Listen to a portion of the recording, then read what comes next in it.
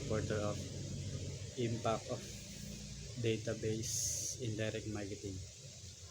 The database is at the center of direct marketing planning. So, nasa gitna raw siya.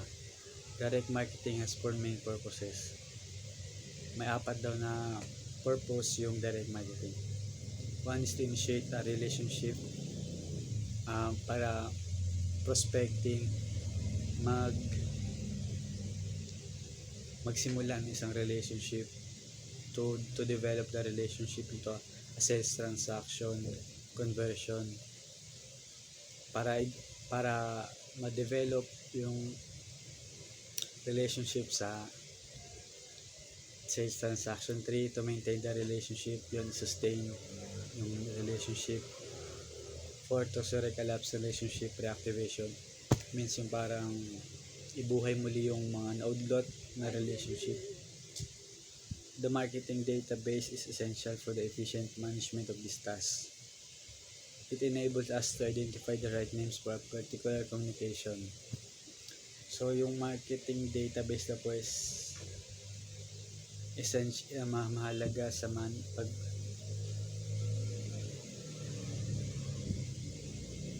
mahalaga sa pagtakbo ng management sa task, para ma-identify dahil mga tamang pangalan sa particular na mga usapan. Next, according to their potential value and their propensity to be interested in this offer.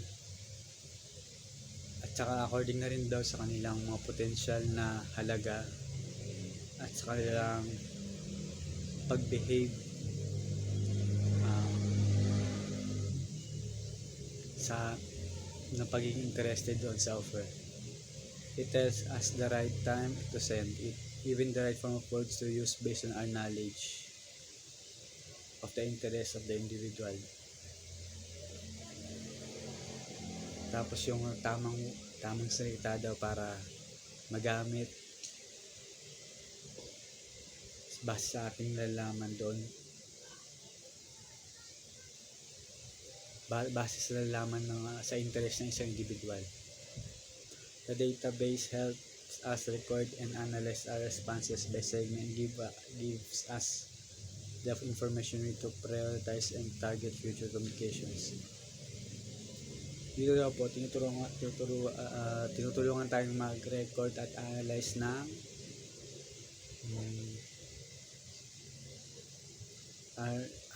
ng responses, tapos binibigyan tayo ng information para i-prioritize na kailangan natin i-prioritize.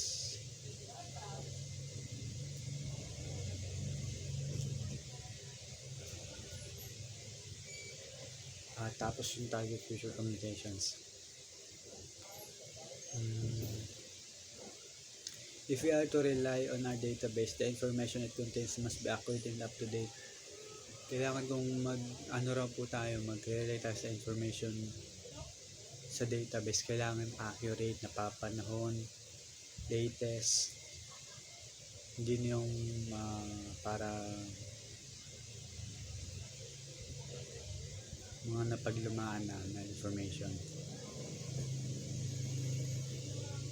As unless this is so, it can sometimes be worse than having the information at all. Mas malala para to sa walang information at all daw. We use the data to make management decisions. Ginagamit daw yung data para makapag-decide ng maayos. So if the data is bad, one, it simply helps us make bad decisions more quickly. So pag the data po is bad, mas lalong yung decision mapapasama, kasi nakasalalay tayo dun sa data ba. It reduces the accuracy of our targeting.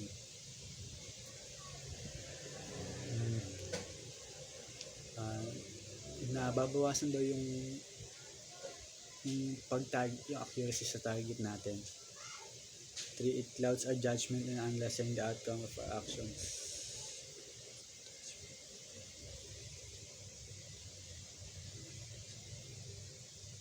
Parang nanonood po tayo ito, nagugulumihanan sa pag-analyze ng ating mga ginagawa. Ay sa pag-analyze ng ating mga kalalabasan ng ating mga action. Not all traditional marketers are comfortable with the benefits of accurate data. Hindi daw po lahat ng traditional markets ay komportable sa benefits ng accurate na data. Although undoubtedly, it helps us to keep improving our skills and our results. So walang duda naman raw po, ito yung nagpapa-improve ng ating skills tapos ng kalabasan. It also puts our decision, pasensya na po sa noise ko narinig.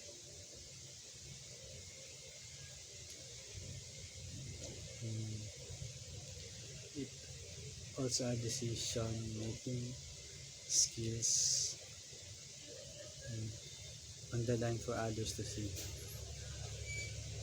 It also puts our decision making skills on the line for others to see.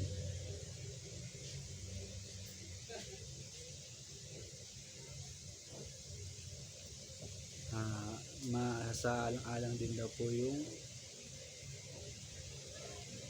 decision making skills natin para makita ng iba. However, such concerns are far outweighed by the benefits.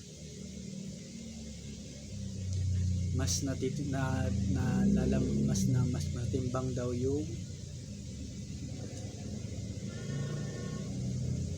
benefits kaysa mga concerns ng mga tao.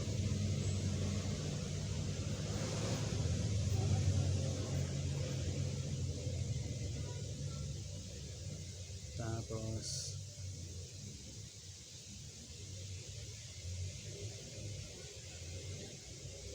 having close control of our activities enables us to identify weakness much more quickly and to correct them before we spend all our budget.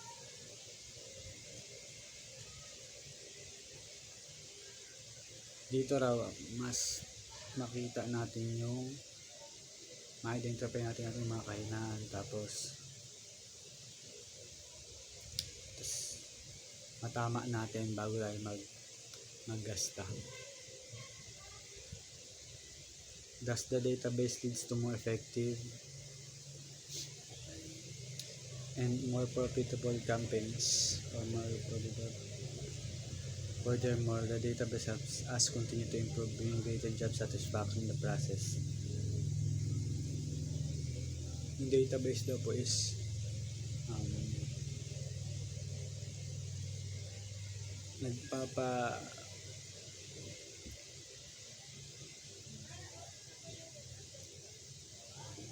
parang siya yung naggagabay sa atin para sa mas epektibo at mas profitable na mga campaigns. Yung database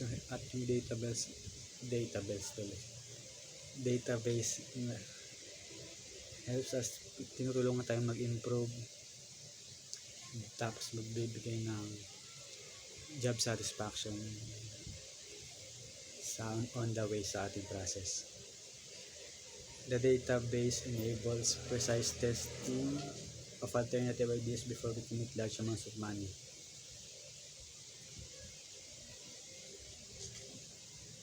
Yung database daw po, binibigyan tayo ng testing para magawa natin ng maayos, precise testing, at bago tayo magbaba o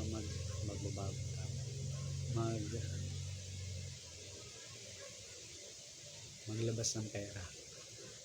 A word of warning here, not all tests will work nor find a new winner. There is a cost penalty in buying information.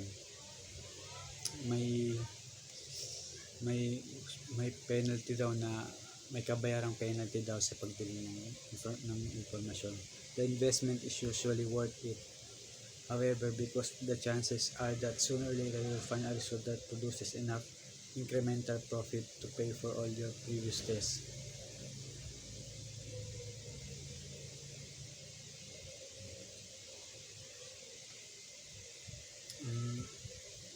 Sooner or later daw makita mo na you will find the result, makita mo yung result na nagbibigay ng katiting na profit to pay para sa mga previous test mo, at hindi yun maganda.